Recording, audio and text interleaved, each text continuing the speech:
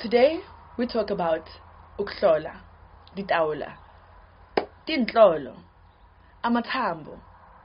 What's your take on it? Have you ever been to see a sangoma for intlolo? What is the experience like?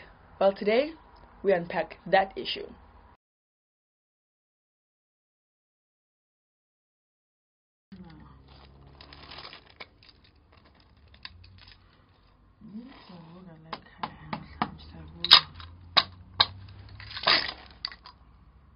So what is Ukuhlola, you may ask? Ukuhlola is a Zulu term that means divination. Basically, it's you getting information on any kind of topic that's going on in your life.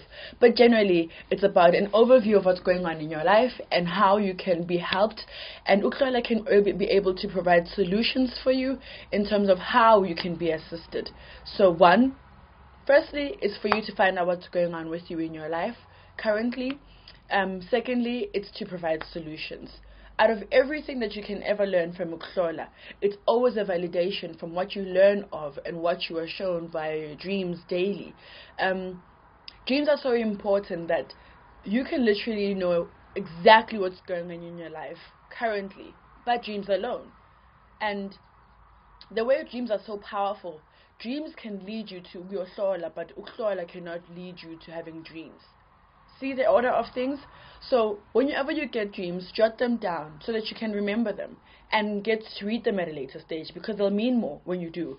After that, once you actually get a gist of what's going on in your dreams, whether it's absolute uncertainty of what's being communicated to you, or whether it's something that you can see there's a clear path of something I'm supposed to do, you're just stuck on the how, or maybe the why, and also for the who. So then, you're hlola. A sangoma can help you with the reading. A prophet can also help you with the reading.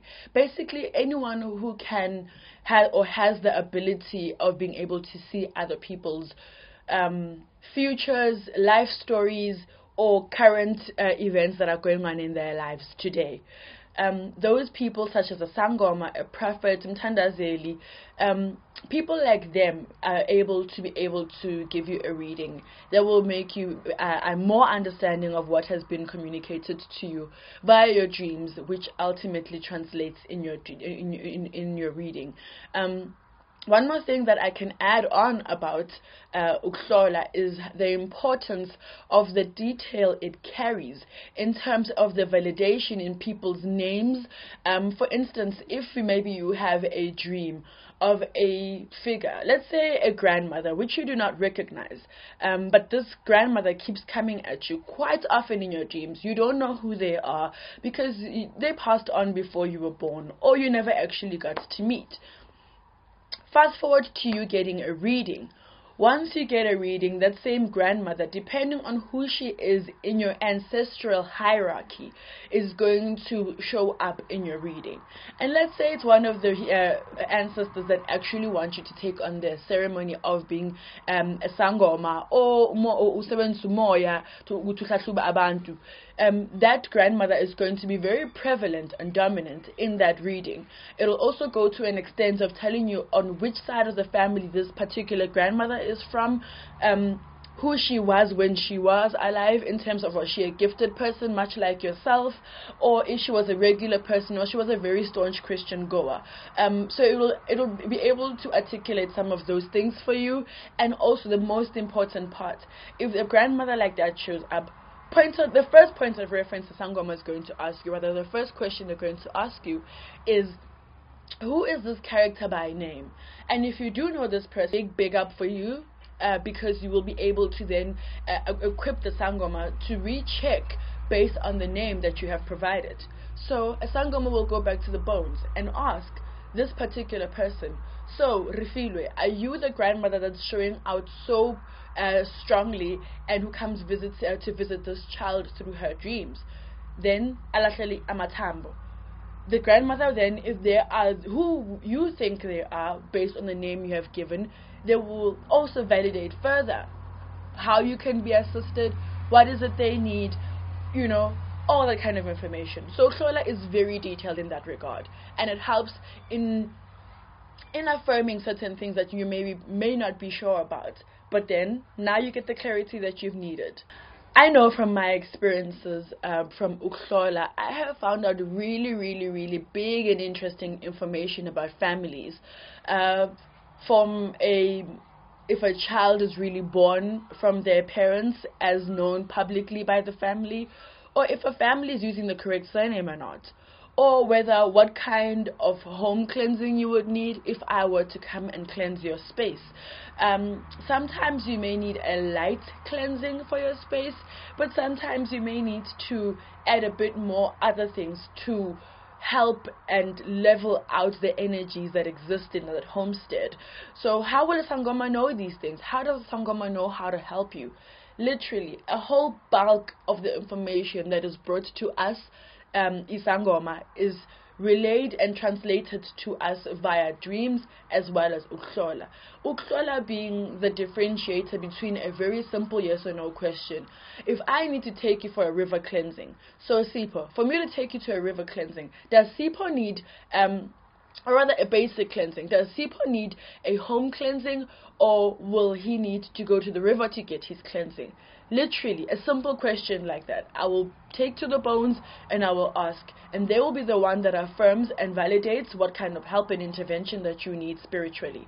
Then anytime that you actually do action, whatever it is that's told by you by that person's ancestor, you will feel a lot more comfortable in executing, because it's not something that you thought up on your own, genius, but instead it's something that you made reference to, because it's always important to touch base with what's needed by the person's ancestor. I may know how to help someone, but I may not know what's different about this person that requires a different action for me to do for them. So yes, as much as I may be a learned Sangoma in the fact that I am trained to do what I do, I always have to touch base, namatambo, because it's one place that I cannot lose doubt. You know, if anything, all my things will be affirmed, and I will know how else to help you, how better to help you be able to get out of the situation that you're in currently. Let's get a bit into first time experience. So I remember there was a time when I went to go see a Sangoma for the first time. I didn't grow up in a family that was very active in terms of the traditional world. Yes, but it didn't require for us to all pack up in a car and go drive to a Sangoma's house and find out what's going on about our lives. So whenever the time came for me to really get my calling, and it became so aggressive that it forced me to leave my home and go find divination from a Sangoma. When I got there, I was overwhelmed by, firstly, the environment that I was in, that I wasn't particularly most comfortable with, because it was something that was new. It didn't make it wrong, it just became very new for me. So I went there with my own expectations in terms of, what exactly am I going to find from this? After I got over the environment I walked into, I was met by a friendly face, you know, who was able to welcome me. Also, they had a big cloud of smoke that was like filling the room, you know. At that time, I didn't know Utimpepo and the significance of it, so it becomes a bit overwhelming for a first-timer, especially if, for instance, you have a very religious background, especially in your family. Then it kind of sways you towards how to perceive or receive that person when you enter their space. Eventually, my dad got me all comfortable. No, relax, you'll be fine, you're not alone, so let's find out what this person can see from you and what they can tell you. And they proceeded to like pour snuff, tobacco, into their bag of introlo, and proceeded to read me, you know. And the one thing that I found really a bit disturbing for me was how, because they had to get into almost a trance or a rhythmic way of delivering the news, it made it difficult for me to identify the information being shared with me. For instance, they would require for me to like agree with the stuff that they were saying, like savum. And in between all of this person is trying to relay information about me, which is very crucial to me at the time. But it made it a bit difficult, and that's why it's important sometimes for you to go with someone that's a bit more experienced and who's less emotional about the topic at hand, because they will almost hear the details that you don't hear, and it will assist you in being able to conversate better and run the conversation better. That in isiZulu is called ukuvumisa. In essence, you are saying, I agree, I agree, I agree. It does not necessarily mean that you agree with what the person is saying, but in what that sangoma is trying to achieve in that moment is to translate and transfer information for you, to you, from your ancestors. And in that, you would need, it's almost like a drum that you would play to get a certain energy going.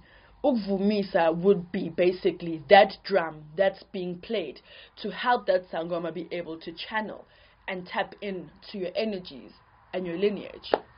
What are a first timer's expectations versus the actual result and the reality of that session?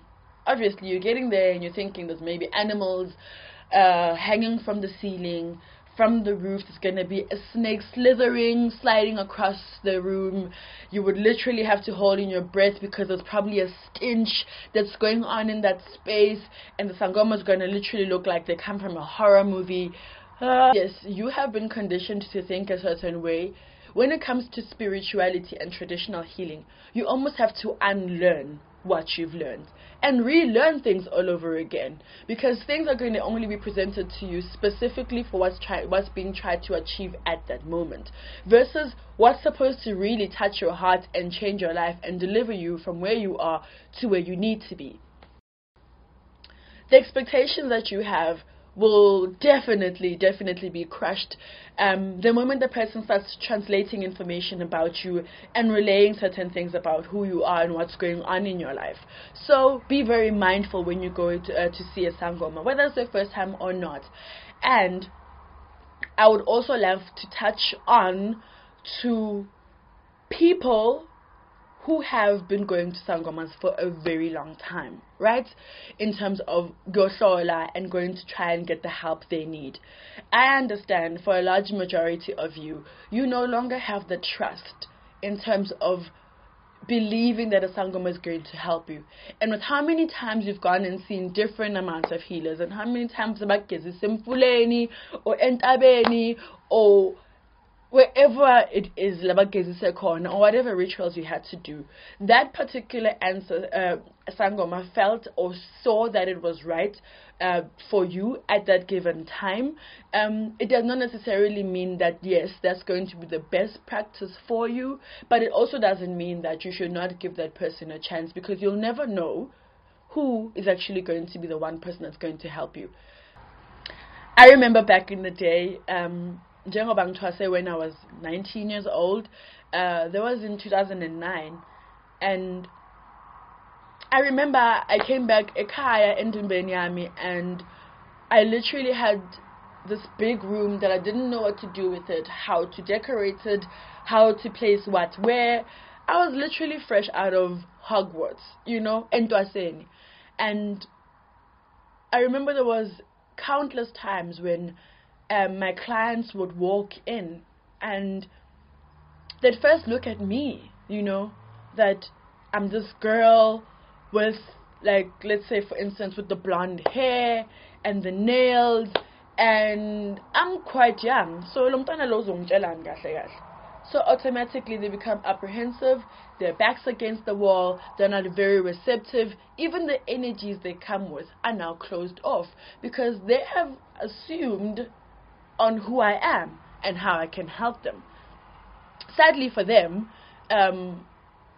I'm not the one who gets to tell you the information. Yes, the information may come out of my mouth, but it just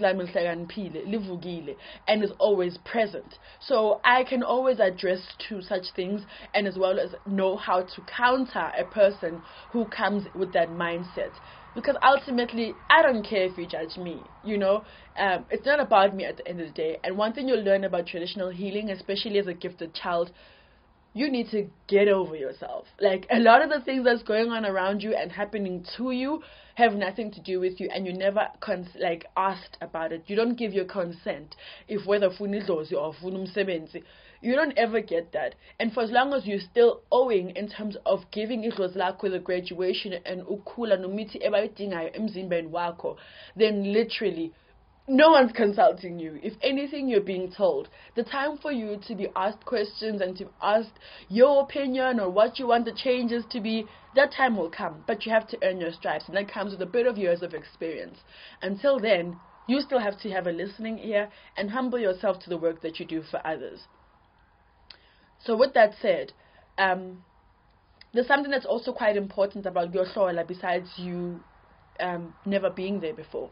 PHAHLA is essentially important, because PHAHLA in essence is a communication that you make in the physical world to your ancestors who have crossed, and you can do this in a number of ways. I will tag the video to explain to you what PHAHLA is in a different video. And PHAHLA kwakho is in essence you speaking to your ancestors that I am seeking information and divination, and I'm going to go to a Moyo in this instance. And for me to get the kind of help and assistance that I need, please go ahead of me and let the person who I'm going to, first of all, be able to receive me, be able to receive you, be able to see through all the stuff that's going on with me and literally get to the crux of what I came for, you know, all those kind of things. And that in essence is a communication that you send to your ancestors. And the moment you get into my practice, or even a day before, because you did that so well and you did it well in time, I could literally wake up one morning with a dream that's very specific to you, and I'll know that a Buntle is coming today to come see me, and she will need umuti onje. And when I wake up in the morning, I already know to go fix that muti, because umnikazi wayo uyeza, you know, in the course of the day. And that's in essence what divination is, and the process of ukba isangoma inyanga, and being able to translate and communicate information thoroughly and easily to the next person, especially to the person who it's about. What are inhlolo made up of? Like, what materials are they made up from? Inhlolo, ditawula, tinhlolo, amathambo are made up of bones, animal, not human. There's also one where you get by balbizi wash. If I can just quickly look around my room to see if I've got one hanging somewhere. No, not in this one. For instance, when utwasa you're going to utwasa with a particular animal, like for instance, imbuzi, and that's a goat. And while you go through this process, there's going to be something that they're going to retrieve or extract from that particular animal, which is going to be yours as the person who initiated with it. For instance, it could be a bone, and this bone can be used, well, they give you two. One goes into your bag of inhlolo, and the second one becomes your watch that you wear on your wrist. And that's usually the one that you see sangomas wearing. Malbizi wash, it's almost like that thing that keeps you on time. You know what I mean? In a spiritual metaphor kind of way. So that's in essence what they're made up of. You also get shells from the ocean, because amongst our ancestors, gunomundawo, unzunze, you know, and also depending on your totem, there's crocodiles, there's frogs, there's other animal creatures which are very linked to your surname, your totem, who you are, as well as the kind of ancestor that you have. So that's why shells also have a big form and play up a big part in inhlolo zethu. Another thing is, as much as you would like to maybe pick up a very big shell and you put it on your ear and you still hear the ocean in it, some people can actually read from items like those.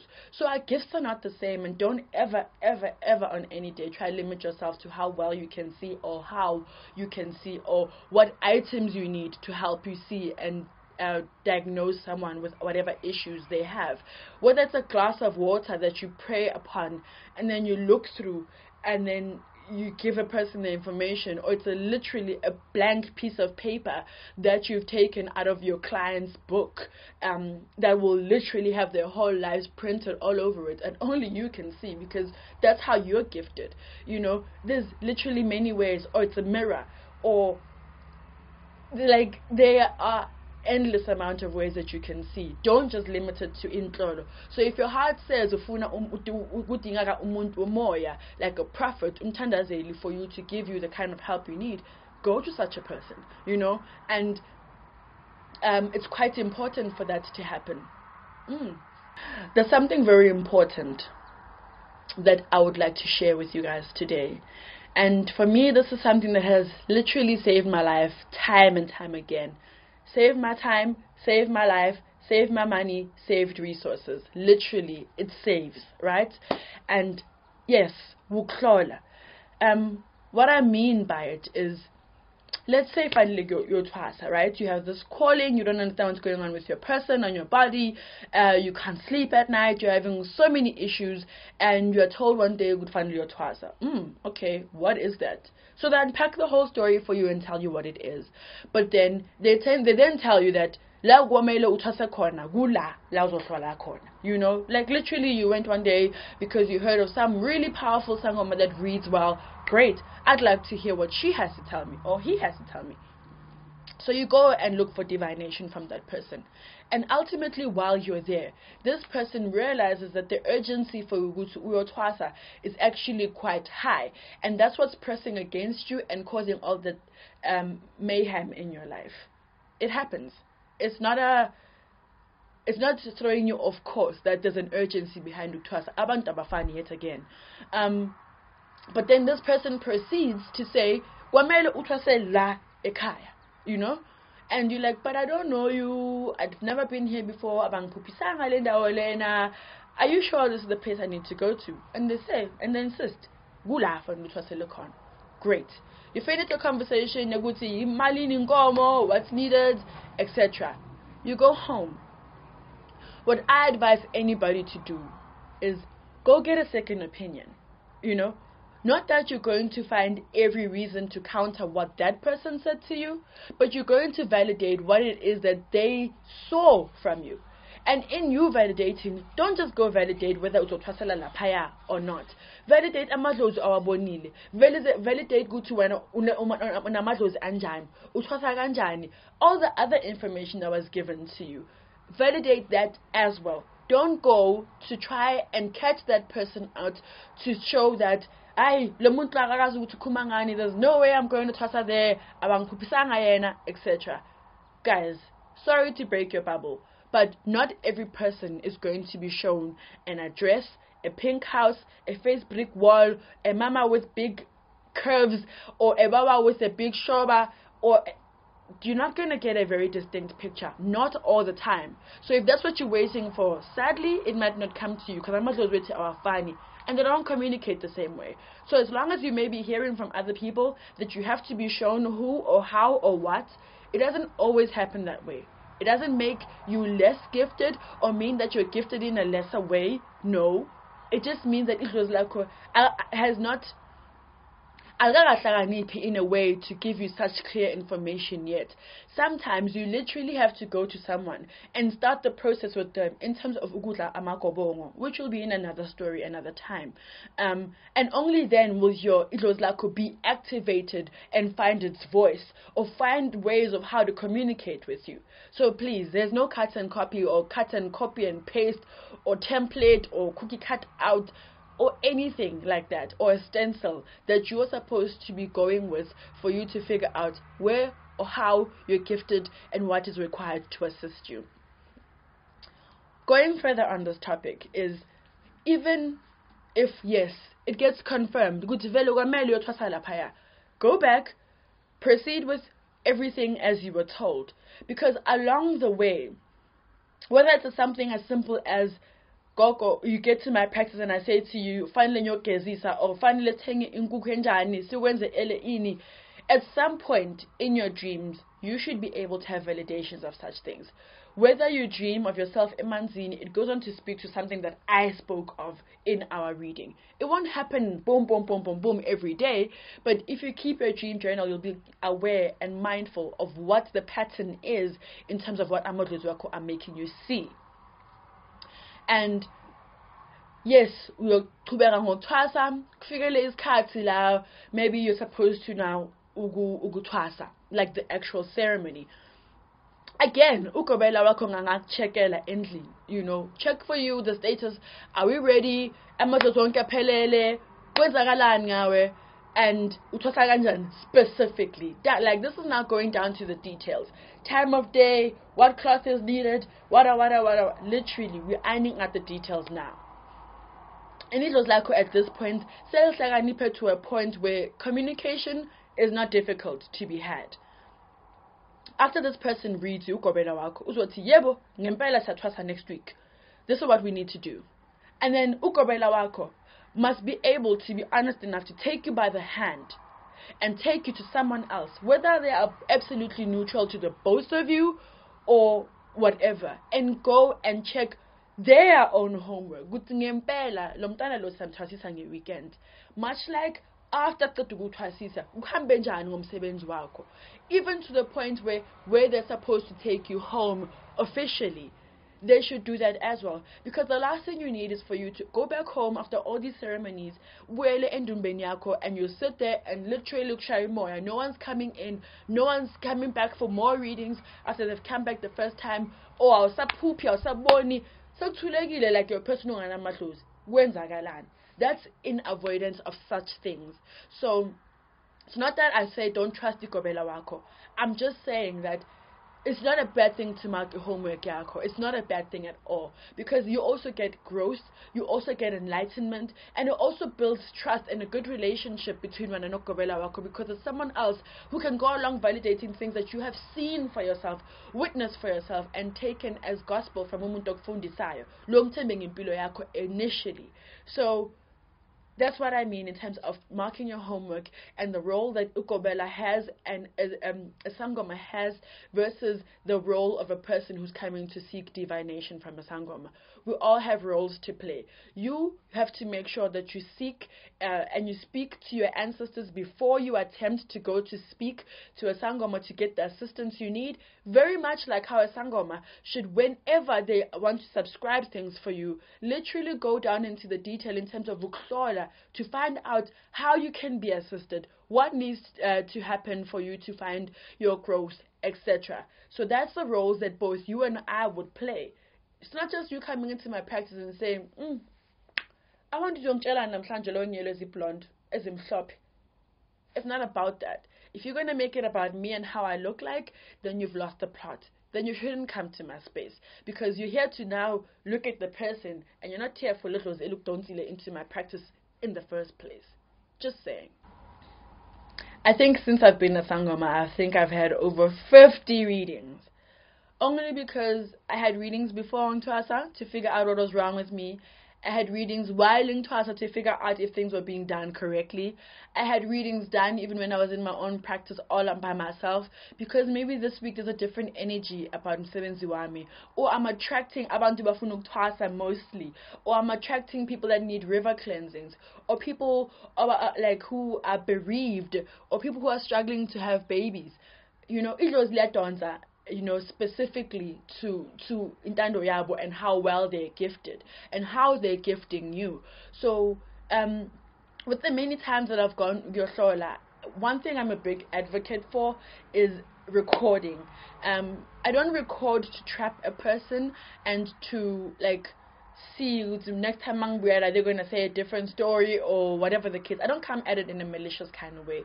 If anything, I like self-reflection, much like the videos that I shoot.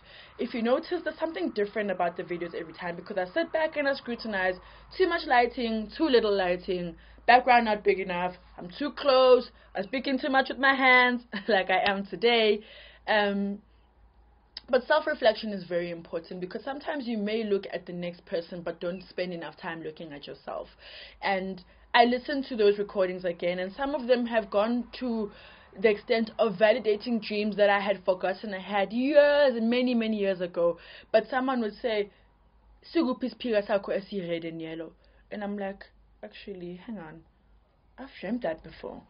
What was happening in the dream? And such things help me with figuring those things out, and it's quite important for me to always self-reflect. There's certain pieces of information that you always and also can miss in a session with your sangoma at the time, because you are overwhelmed by the information that they tell you, because everything is new. The stuff they're telling you about may be scary or require a lot from you in terms of energy or spirit.